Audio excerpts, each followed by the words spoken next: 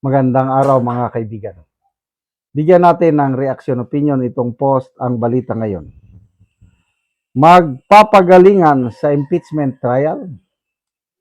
Nagbigay ng mapanuyang reaksyon si dating COMELEC at COA Commissioner Attorney Rowena Guanzon kaugnay sa nalalapit na impeachment trial ni Vice President Sara Duterte.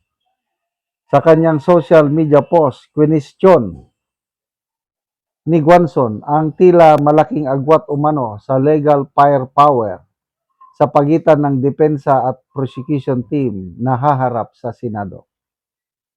Kita nyo yung magpapagalingan sa impeachment trial?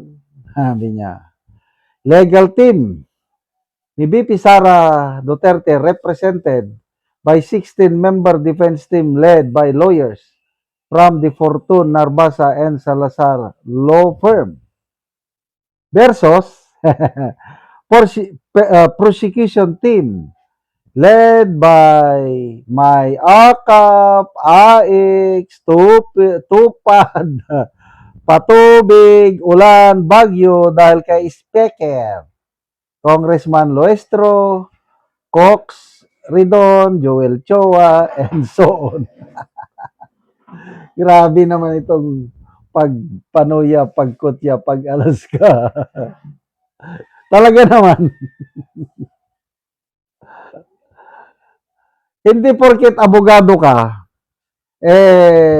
ano ka na, sa pagdating sa trial, depende yan sa experience, sa galing, sa ano. Kung wala kang experience sa litigation, o kaya kakaunti ang experience mo, pakakainin ka ng alikabok ng eksperyensado. Itong si Fortune, I think Siegfried Fortune, more than 40 years na siya sa litigation o trial and litigation. Ganyan katindi. Malalaking kaso ang hinawakan. Fortune, Narbasa, yan po ang mga abogadong di Campanilla. Itong si Attorney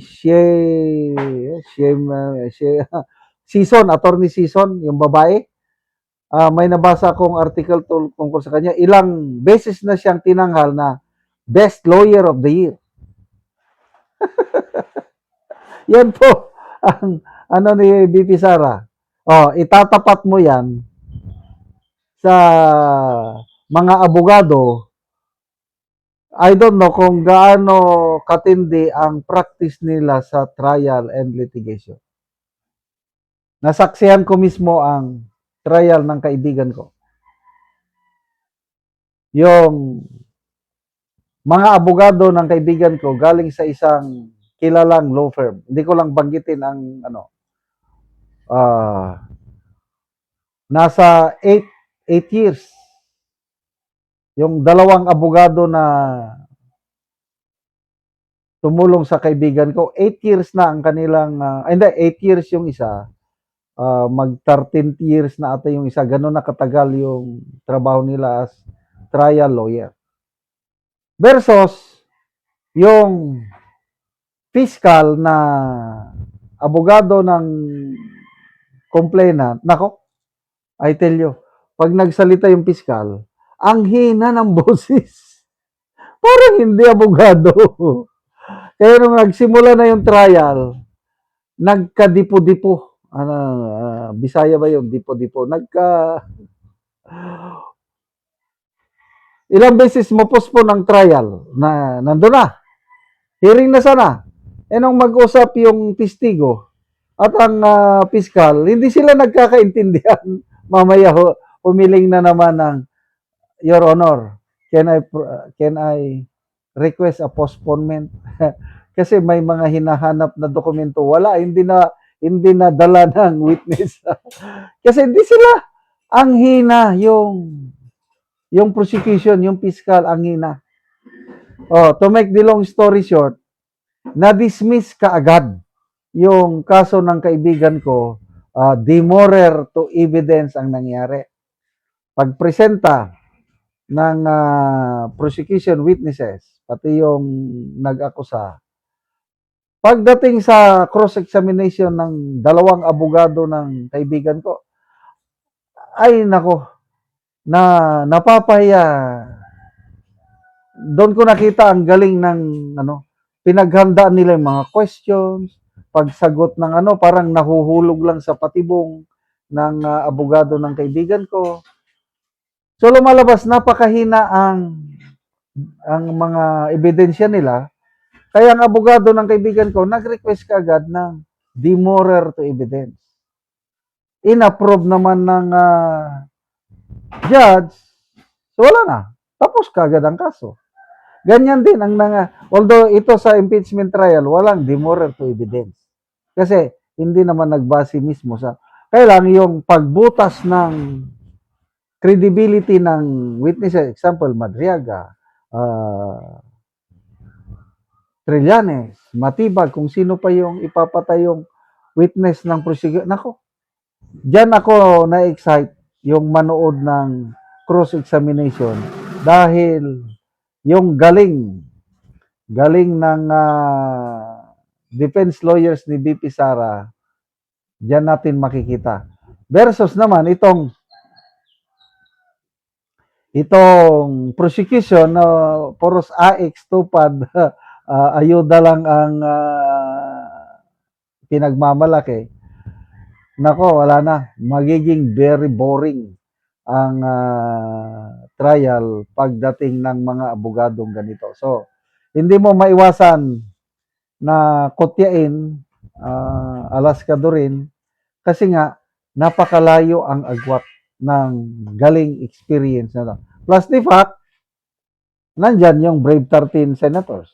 So, ano pang asahan natin? Kaya hindi pa nagsisimulang boxing, tapos ng laban.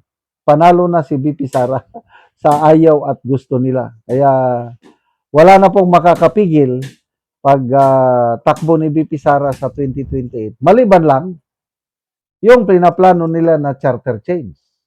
No election sa 2028. But salamat tayo dahil binulgar ni Senator Amy, nagkaisa na ang mga senador na there will be no charter change at matutuloy ang election sa 2028. Salamat mga kaibigan sa inyong pagsubaybay sa channel nito. Nakakatulong kayo ng malaki sa tribong talanding ng Bukidnon dahil ang sweldo natin sa channel nito is pantulong po sa tribo. Namimigay tayo ng libreng yero at pako para makapagpatayo sila ng mas maayos na tirahan. Panoorin niyo ang video na ito. Karon mo na niyang matagaan og yero. Si kuya, mag-atop na siya.